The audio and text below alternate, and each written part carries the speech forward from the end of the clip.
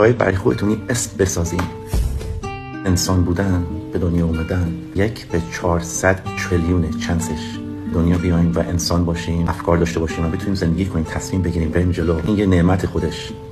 ما هر روز که صبح چشمون رو باز میکنیم و بگیم خدا رو شکر یه روز دیگه داریم. ما هممون دوستان از روز یک شروع میکنیم به دنیا اومدیم تا روز X. ممکنه 1 ثانیه باشه، ممکنه 10 دقیقه باشه، ممکنه 10 سال باشه، ممکنه 100 سال باشه. 100 سال دیگه این موقع 100 سال دیگه هیچ کدومون زنده نیستیم. عکستون میره توی یه قاب، میره بالای یه خونه، بچه‌هاتون، نوه‌تون بهتون نگاه میکنن یا با افتخار یا اصلا محو میشه اسمتون تو تاریخ. شما باید برای خودتون اسم بسازین.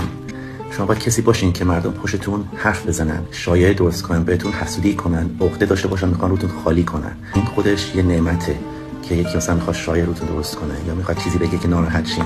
چون طرف نشسته خونه، هیچ کار نمیکنه، به شما داره حسودی میکنه، عقده‌شو میخواد جوری خالی کنه، شایعه درست میکنه. چند تا کسانی هم که مغز پهن دارن این شایعه ها رو گوش میدن.